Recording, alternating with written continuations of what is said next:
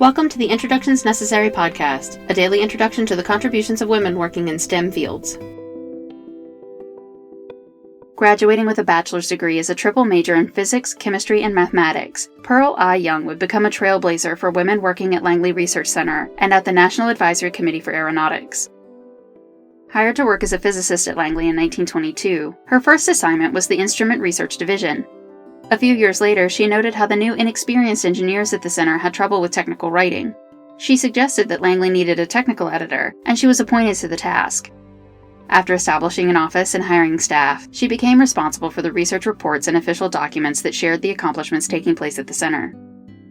The publication procedure set by Young met with some resistance from the engineers and clients, but she was able to successfully argue that the quality of the finished product was more important than the speed of publication. In 1943, she wrote NACA's Style Manual for Engineering Authors, which set the style for publications at Langley and other research centers. In that same year, she left Langley, moving to work at NACA's new Aircraft Engine Research Laboratory, which would become the NASA Lewis Research Center. 4 years later, she left NACA to become an assistant professor of engineering physics at Pennsylvania State University, but returned to the center in 1958, the same year NACA was incorporated into NASA. She retired from NASA in 1961 and returned to teaching physics, this time for a year at Fresno State in California.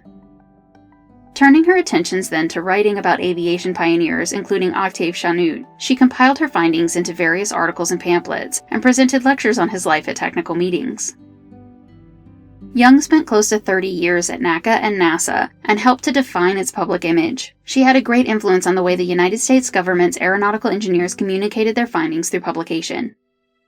The Pearl I. Young Theater at NASA Langley was established in her honor, and her papers on Chanute and other aeronautics experimenters can be found in the archives of the Denver Public Library. Introductions Necessary is a production of 9 Hour Films. Our music was composed by Kristen Baum.